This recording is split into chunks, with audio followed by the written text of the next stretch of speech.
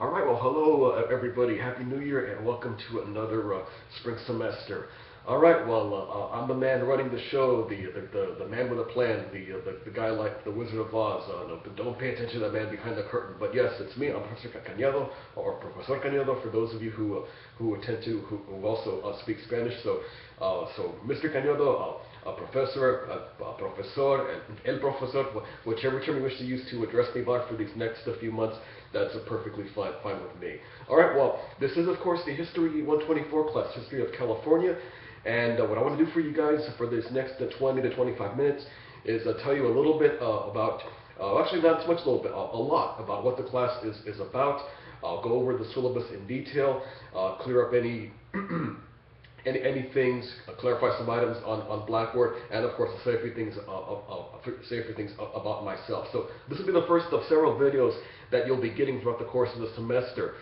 Some of the videos will be old videos that I had for the class last semester in the spring of 14 semester, but a lot of the other videos, and also some of the videos will be the ones that I did for the fall session of History 108, the U.S. class.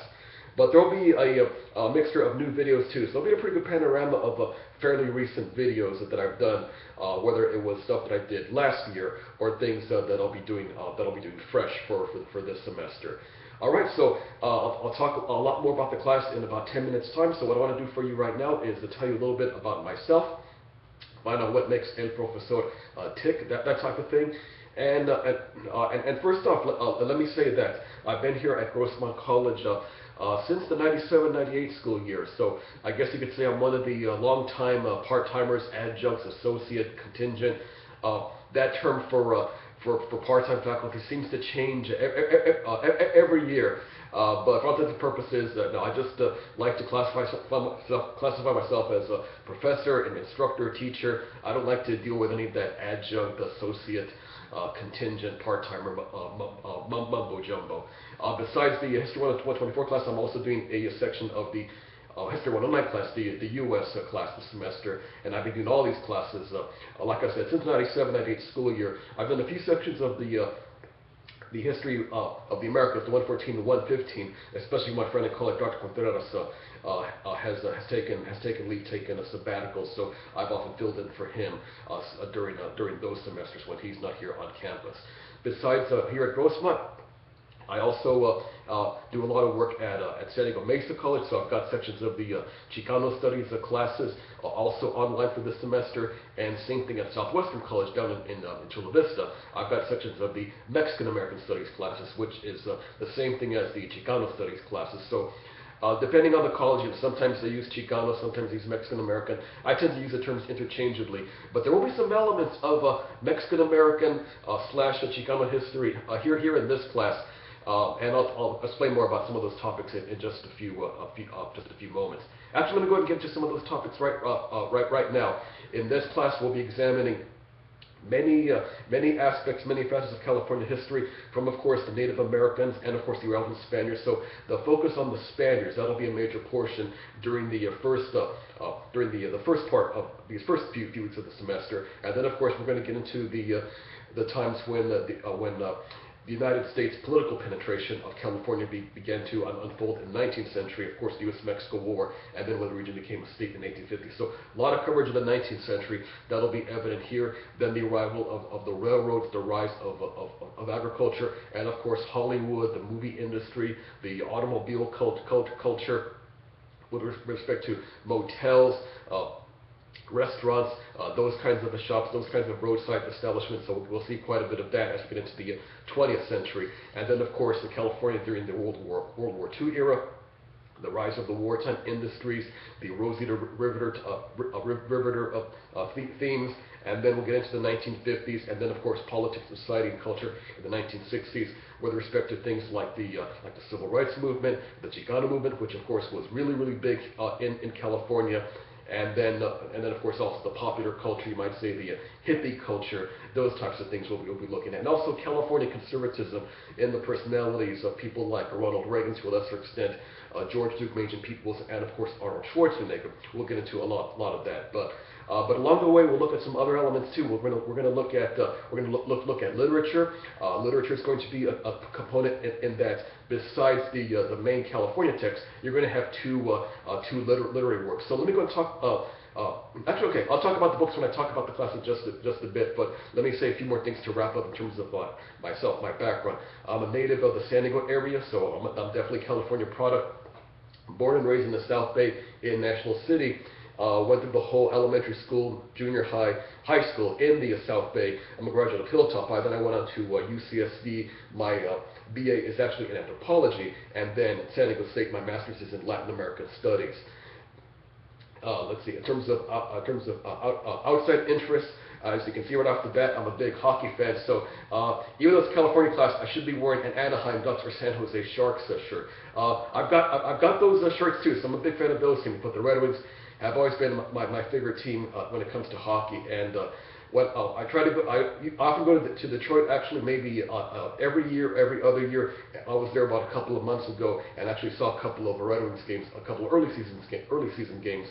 And I'm actually going back over to the Motor City in about 3 months. So if the Red Wings are in the playoffs or still in the first round, I'll try to catch one of the first round games. But like I said, I also like the California teams too. So the Ducks and the Sharks are my favorite. I'm not much of a Kings fan anymore, so sorry to disappoint you Kings fans who might be watching this.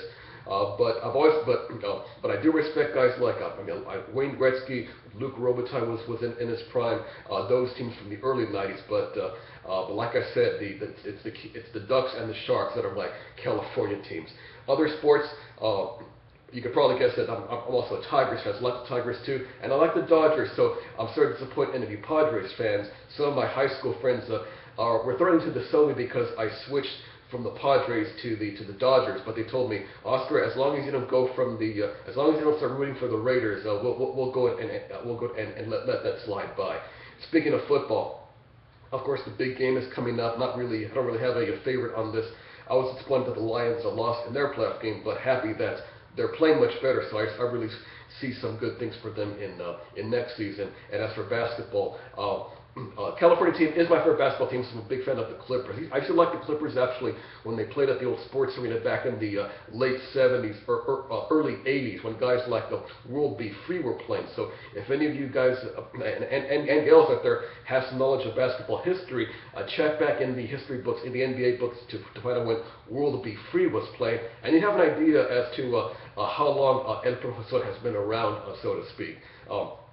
It's been well over 30 years that the Clippers left San Diego, so that kind of tells you something. Of course, they've been awful in LA for eons, it seems. So I'm really happy that they're getting a lot of attention. But ironically, it seems like the Lakers, of course, have always been the big banana, the big team in LA. And even with all their horrific team, it seems that the drama of Kobe, Nick Young's antics. All the stuff and Jeremy Lin's poor performance, all the stuff swirling around the Lakers. It seems that the drama of the Lakers, even though they're really horrible, is overtaking just how good the Clippers are. And last but not least, in terms of other hobbies and interests, I have some furry friends. I've got 3 felines, 3 cats.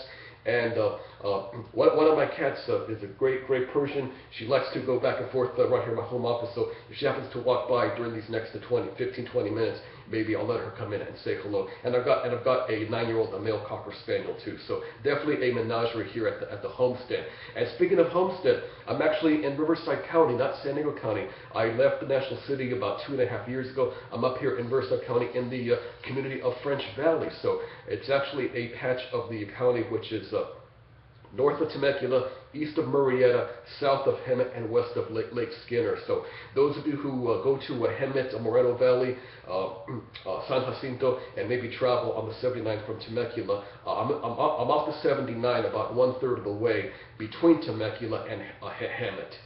All right, but I do go to San Diego quite frequently, so I make regular trips, whether it's to any of the campuses for department meetings, to meet with colleagues, or for any events happening on campus, especially if colleagues like my colleagues Dr. Contreras and Mr. Radzikowski, my colleagues in the department, anytime they have events, I always try to make it a point to go see to see what Carlos and Joe are up to with their historical events.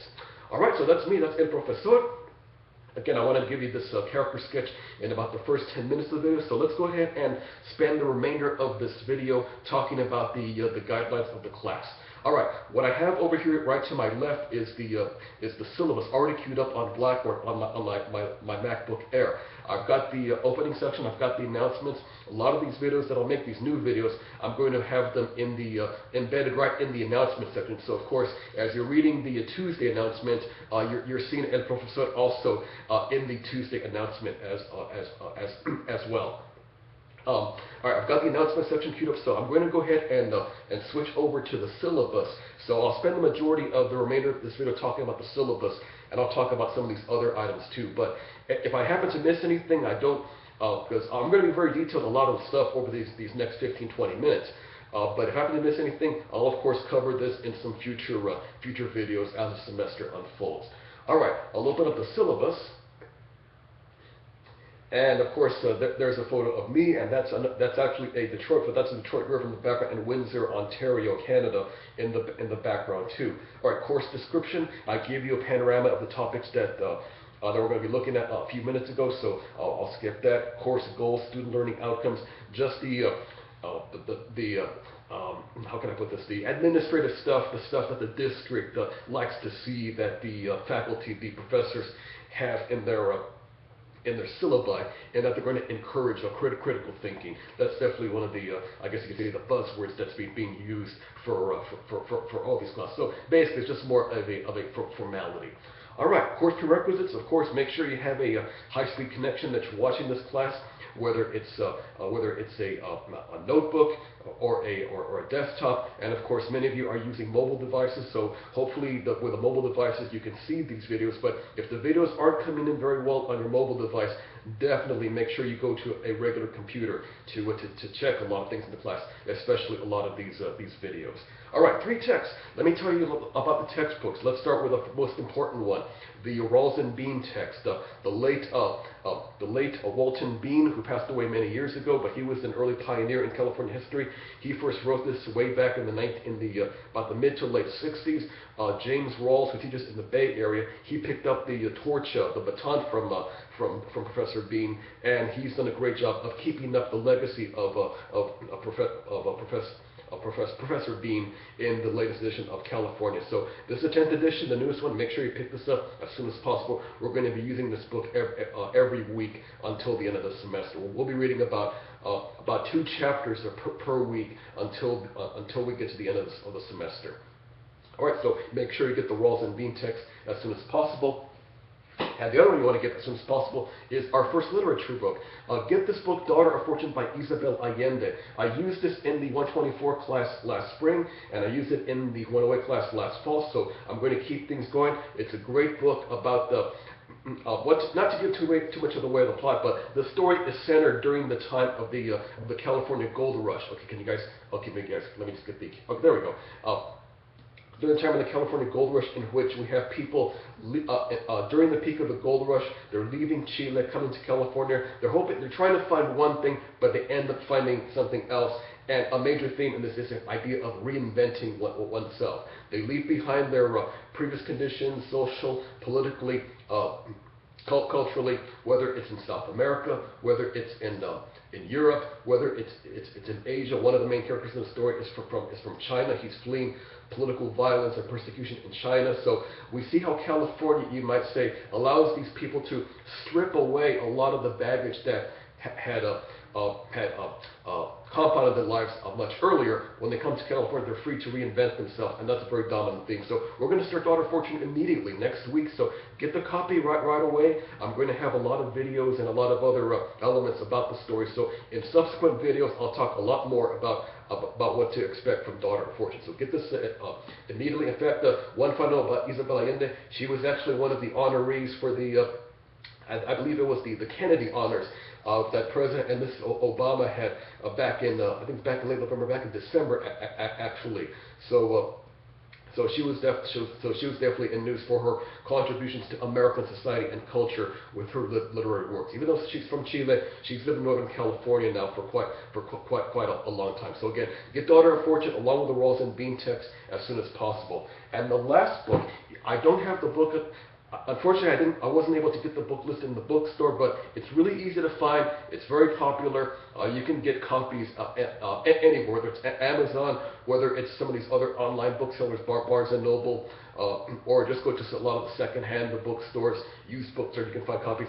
It's Farewell to Manzanar, the epic book about the Japanese American internment camps during World War II in the early 1940s.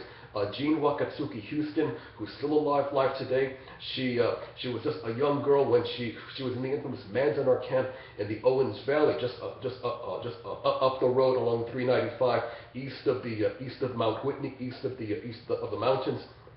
We're going to use Farewell to Manzanar at the very end of the semester, so no need to rush about getting it. But again, it's not at the bookstore, but just get your hands on a copy anytime soon. So if you can, as long as you get your copy, I would say around the time of spring break, so about halfway through the semester, as long as you have a copy of Farewell to Manzanar, you're good to go. We're not going to get into the readings until I'm calculating about the end of April, even into the first part of May. So we're talking way at the end of the semester that we'll get this. So no need to rush to get it now, but just make sure you get a copy by the I would say by the middle to latter part of April.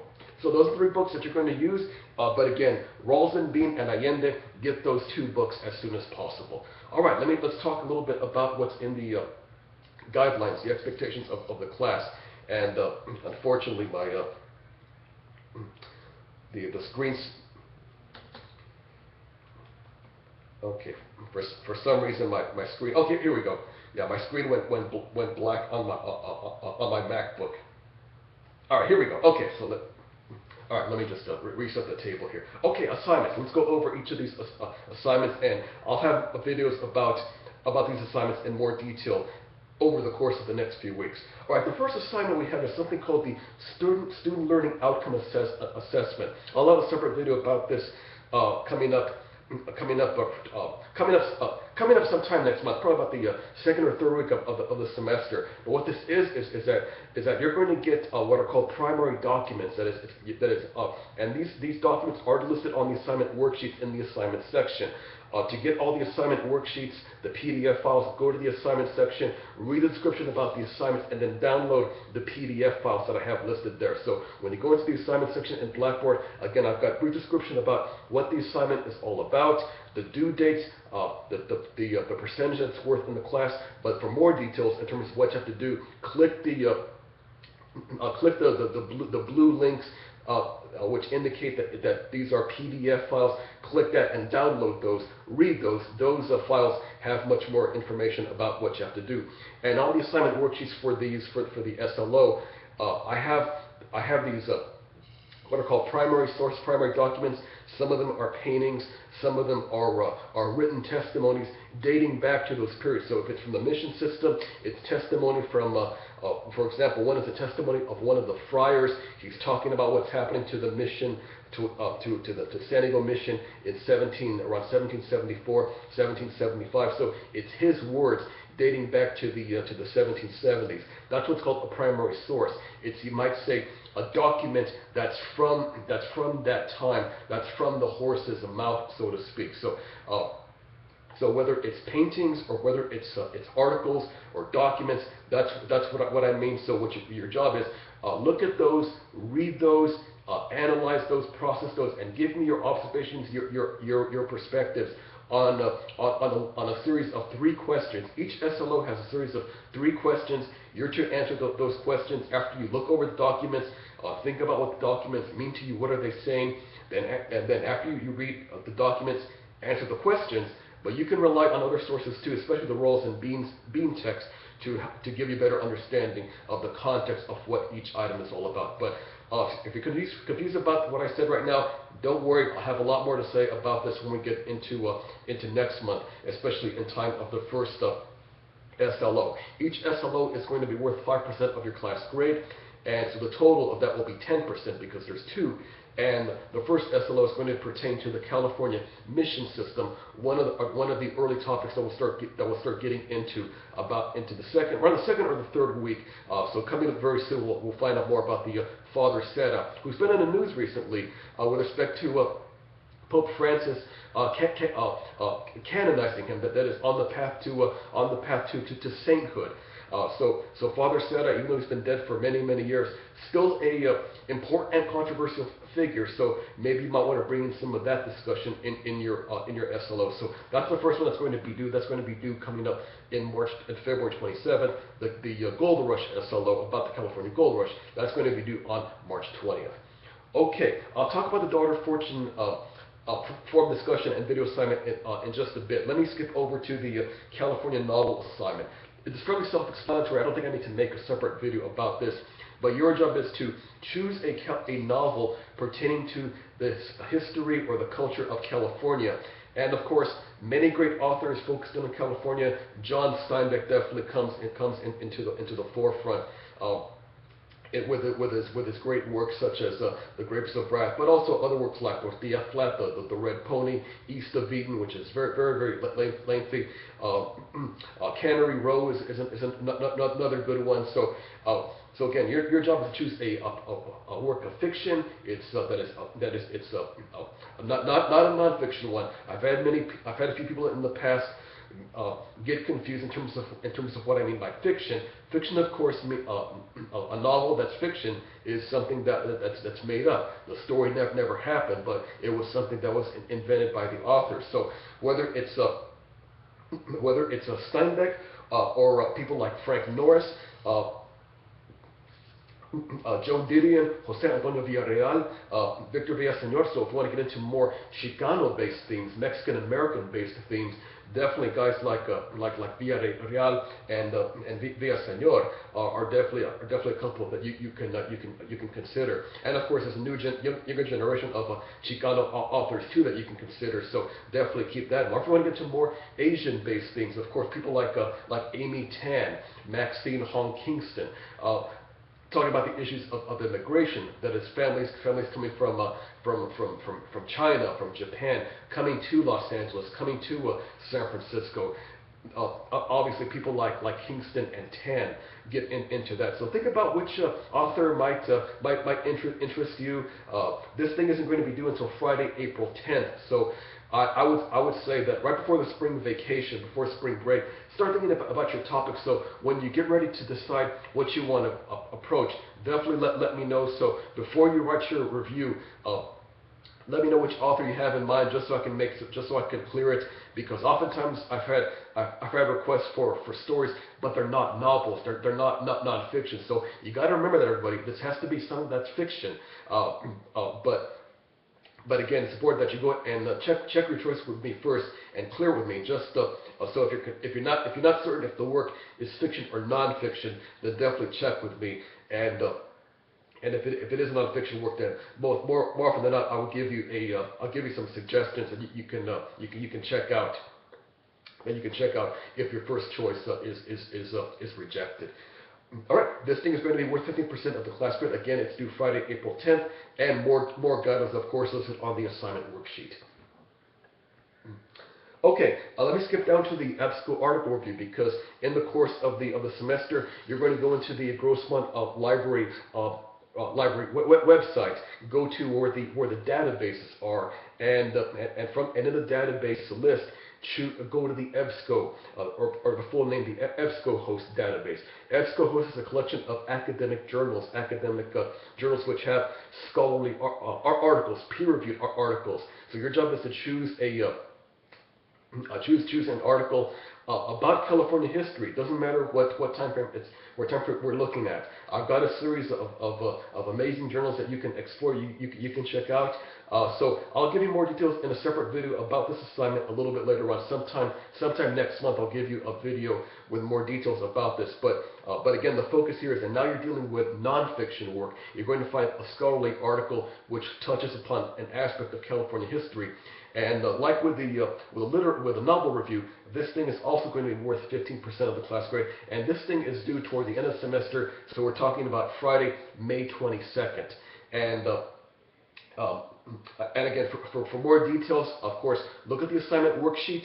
But like I said, I will give you a better video. I'll give you a more detailed video in terms of how to find the articles and which journals you can use. So also again, more details about that article, the EBSCO review assignment, coming up in a few weeks. All right, let me back up a little bit here to these other things. One of the things you're going to be doing for the class is you're going to make a diary of events, of photographs pertaining to historical sites in and around your area. So, for example, for those of you living in La Mesa, one of the things you can check out, of course, is the old depot, the old train depot and museum right there on Spring Street, where La Mesa Boulevard goes in. Of course, the railroads had a lot of significance in many parts of the Southland area. Especially, of course, in my old area of National City. You can definitely check out the old museum right there, where Cleveland Avenue and Bay Marina, so where the 5 goes. That's pretty close to where the In-N-Out is. So if you're looking for a landmark, look for where the In-N-Out and the Denny's are in National City, as you're going toward where the Mile of Cars is located. So instead of going east to In-N-Out, go west toward the Bay, and that's where the Railroad Museum is. So in other words, what you're to do is you're to use the social media platform Tumblr. And in Tumblr, make an account in Tumblr and post photos about various aspects of California history. Again, it could be museums, it could be churches, it could be synagogues, it could be homes that have been that were owned by families dating back to, say, the 1850s, the 1860s. You can visit stuff. In Old Town. In fact, my colleague, Professor McMeekin, she's there at the McCoy House in. Right there in Old Town. So maybe some of you are taking class with her. So I'll go visit her at the McCoy House and take some photos there. I'm going to have a separate video about what to do about this coming up in the next couple of weeks also. So don't worry too much about the specifics of the assignment just yet. Just remember that for this assignment, you're going to use Tumblr. You don't have to turn in anything to me at this point in time, but just post photographs and give brief commentaries about the things that you're doing. And to give you a hand, I already have my old Tumblr account from last spring, which I'll roll over to this spring, but I'm going to post some new photos too. So I'll give you some examples on what you need to do. In fact, I'm sure if you've already seen the assignment guidelines already, and you've probably checked my Tumblr site. I haven't updated it for quite a while, but I'm going to start updating it now to go along with this class. So I'm going to be a participant too. I'll post some photos and commentary as well. So just watch what I do, and then go ahead and do that in your Tumblr account. But again, I'll give you a demonstration on about this with a separate video coming up soon. This thing is going to be worth 10% of your class grade, and unlike the other assignments, this thing has multiple due dates. So you're going to turn in photos every other week, starting at the end of next week. The due dates are listed in the Tumblr assignment worksheet, and again, this is on a bi-weekly basis. So we do this for about 7 times. And the totality of what you do over these next few weeks with your photos and the commentary, again, this will make up 10% of your class grade.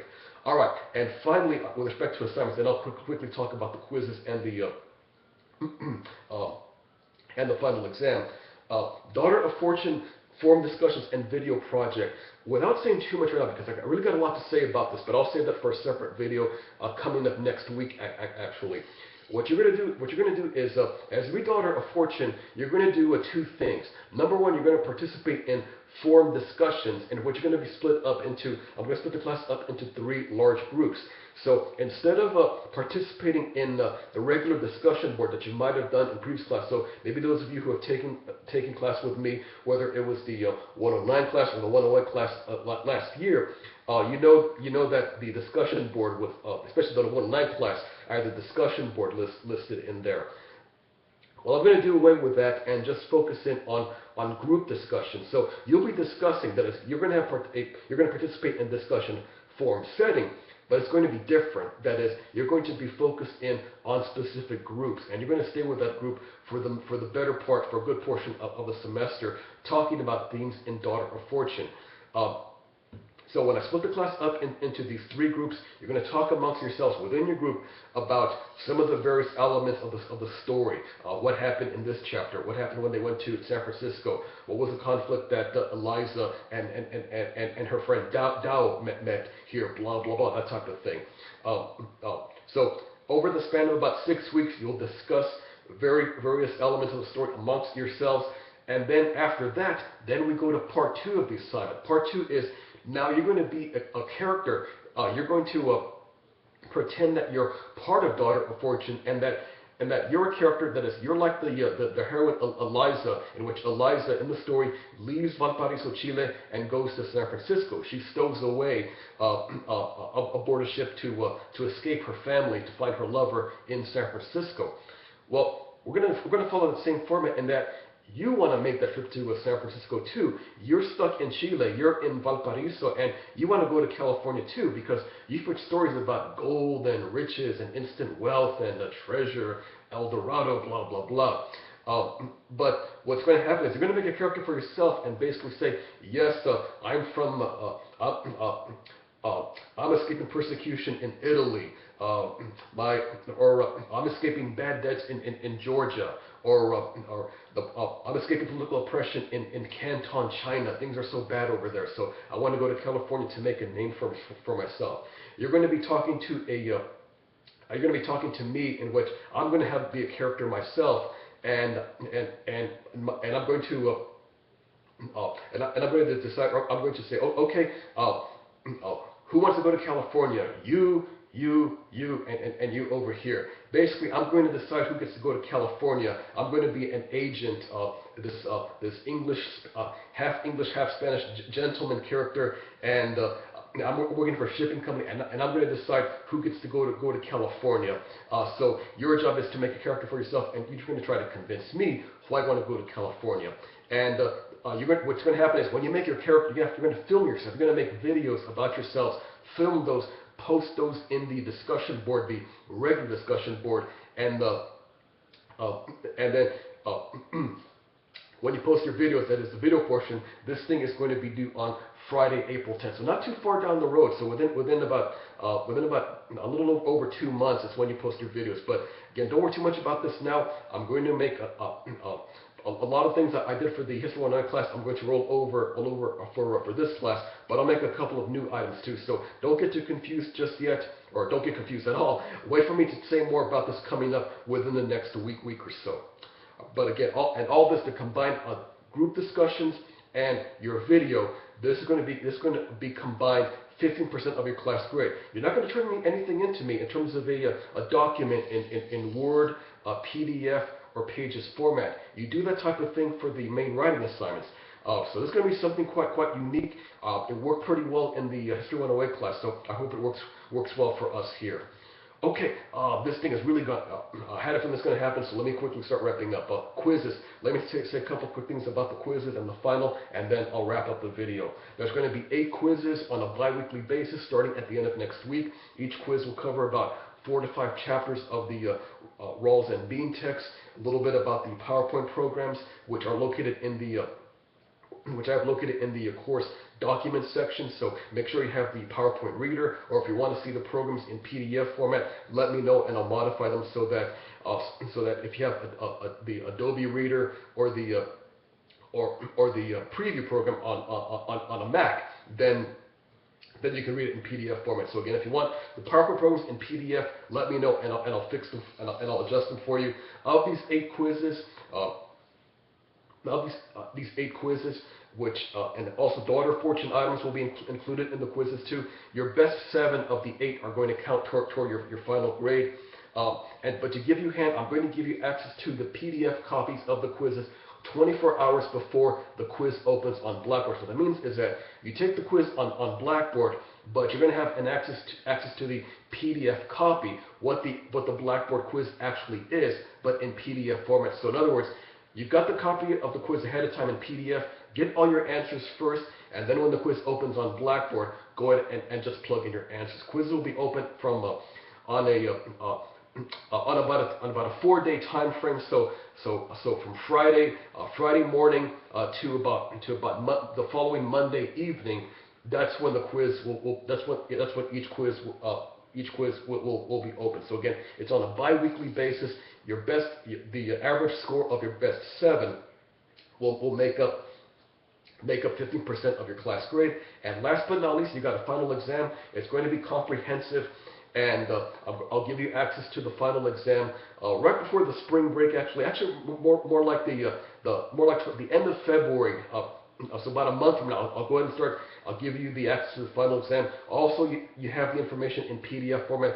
So the final will be different in that you're going to have some essay questions, and you're going to write your essay answers into Blackboard itself. But I figure I'll give you the access to the PDF copies early, so that you've got ample time as the semester unfolds to start collecting your answers. And then when the quiz opens up, we're going to open up the final exam about the second week of May. I'll keep it open until the end of the month. So it's Saturday, May 30th. That's the due date in which I want all your final exam answers. Okay. I'll skip all this other stuff. There's information about the course grading structure. I'm using weighted totals, so please don't add up all of your points for the class. I don't do things that way. I do a weighted total. I explain how weighted total works on the syllabus, so just check that out. I'll talk more about this as we get toward the end of the semester. And then at the end of the syllabus is the course schedule. What's going to be happening on a weekly basis, starting this week all the way until the end of May. And let's see what else I should mention here. Okay, the best way to contact me, use messages for Professor to contact me. It's really easy to use. Of course, just go in and click it, find my name from the class, and make sure you find Oscar Cañedo in instructor. There's 2 Oscar Cañedos in the class. Make sure that you choose the instructor label, because of course, last I checked, I'm still the instructor of record. The Grossmont district, they are paying me to do to actually do something here. So you might I might as well take on my instructor role. But but just find my name from the list of people in the class. Move it to the recipient field. Type in your message. Click submit, and you're good to go. So for the rest of the semester, definitely get into the habit of using messages for Professor to contact me as the semester unfolds. Okay, I know this video ran pretty long, but I hope that in this time I covered virtually 95% of what the class is about. Whatever I missed, I'll of course cover it in future videos and in future announcements. So just keep track of the announcements, everybody. I post announcements about at least twice a week, but more often than not, about 3 times per week. I always have announcements on Mondays and Fridays. And I have announcements in the middle of the week, so either Tuesday, Wednesday, or Thursday, depending on what's going on in the class, whether there's a quiz coming up or an important due date. That'll predicate in terms of when that announcement is going to come into play. But for sure, Mondays and Fridays, there will always be announcements, and sometime during the midweek on a floating basis of anytime anytime Tuesday, Wednesday, Thursday. All right. I know I said quite a bit here. I submit maybe I said too much, but I do hope that in this time I covered many of the key points, the key elements of the class, and you know what to expect for these next 16, 17 weeks or 18 weeks. I don't know how long these semesters are these days, but I do know it's definitely somewhere in the vicinity of 16, 17 weeks. Okay, well that's it from here. That's it from the French Valley home office. So really happy to be with you guys for these next few months. I hope you guys enjoy the class, and I'll definitely talk to you guys again with much more videos and other things as the semester unfolds.